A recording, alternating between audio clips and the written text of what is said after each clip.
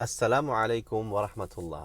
Kapatid ko sa pananampalatayang Islam, ikaw ba ay may pagsubok at mga suliraning nararanasan sa kasalukuyan? Hindi ka po nag-iisa, kapatid ko sa pananampalataya, sapagkat lahat naman siguro tayo ay may kanya-kanyang problema at suliraning dinadala.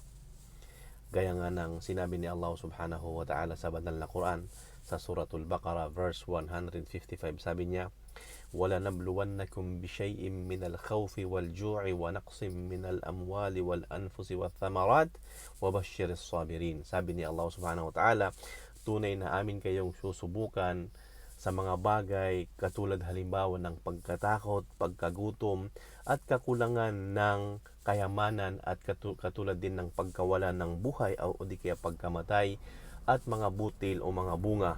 Ngunit ang sabi ni Allah subhanahu wa ta'ala, wabashiris sabirin, bigyan mo ng magandang balita ang mga taong nagtitiis para kay Allah subhanahu wa ta'ala, na sila kapag sila ay dinapuan ng mga pagsubok, sinasabi nila, inna lillahi wa inna ilaihi raji'un.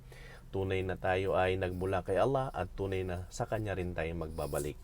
So kung may problema ka, kapatid sa Islam, tandaan mo na hindi ito yung ibig sabihin katapusan ng lahat ng bagay, ngunit ito ay nagbibigay sa atin ng kumbaga pagtsansang magkaroon pa tayo ng malakas na pananampalataya, magkaroon tayo inshallah subhanahu wa ta'ala ng katatagan dito sa ating pananampalataya. Hindi ito yung magiging dahilan upang tayo ay susuko at mawawalan ng pag-asa sa awa at habag ni Allah subhanahu wa ta'ala.